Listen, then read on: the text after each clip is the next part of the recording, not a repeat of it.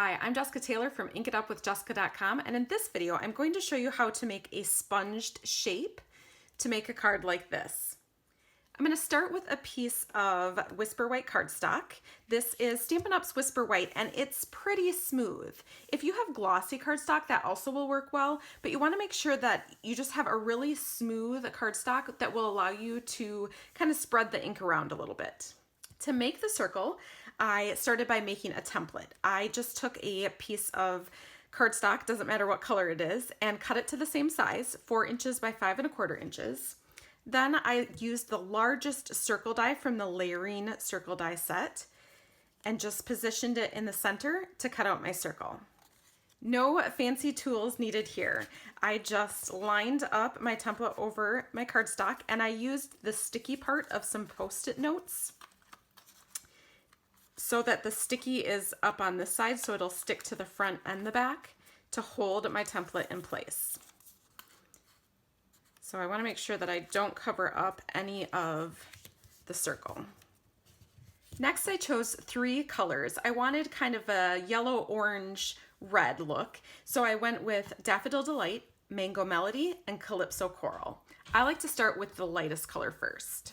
Stamping sponges come round, but I cut mine into 6 to 8 pieces depending on how big of a surface that I want.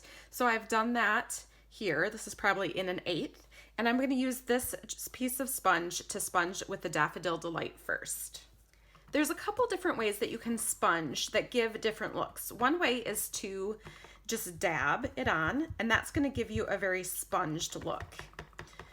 If you rub, it's going to give you more color. So you want to just keep adding ink onto your sponge, and I rub in circles. And I'm going to go about halfway up because I want my colors to kind of run over each other. So I'm just holding it in place. My Post-it note is helping me to keep it there as well. So you just keep adding color until it's how you want it. And I'm going to kind of go back and forth a little more along the edges. Then I'll come in with some Mango Melody, and I do use a different sponge wedge for each color. Sometimes you do get a little extra sponge piece that comes off.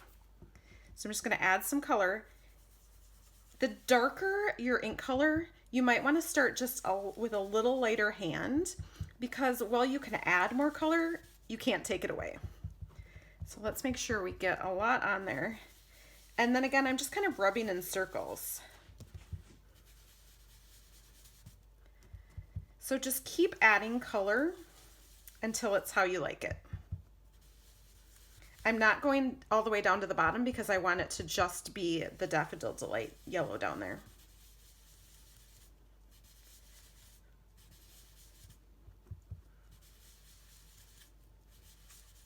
Finally, I'm going to come in with the Calypso Coral. And if you need a little bit more to hang on to, you can always make a tab and staple it onto the top. That's what I did for this sponge. Gives you a little bit more to hang on to and keeps your fingers from getting as inky. I don't mind inky fingers myself. Okay, so I'm just going to keep kind of rubbing in circles along the edge and adding more color. As the ink dries, it is going to blend a little bit more as well. And it will also soften up a little bit as it dries. But there is the base of my circle.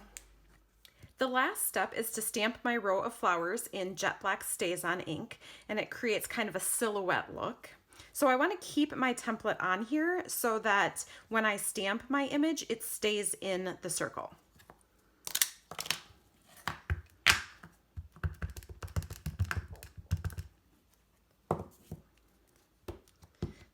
The StazOn ink pad is a little bit stickier, so sometimes I find it easier to put the pad to my stamp instead of vice versa.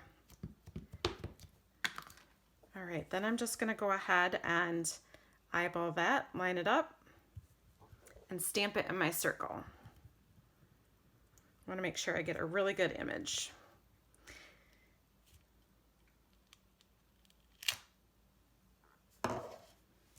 Then once you've stamped it, you can take off your template here. Now you'll see on this one, my ink did leak through a little bit. So to avoid that, you want to make sure that you're just keeping your template down. So to avoid that, I might have turned and used my finger to hold that piece down, but I'm totally okay with how this turned out. My biggest tip for sponging is to just practice, practice, practice. The more you sponge, the better you'll get. So to make this into the card, I just stamped a greeting on the bottom and added it onto a Mango Melody card base. I hope that you'll give this sponging technique a try. Happy stamping!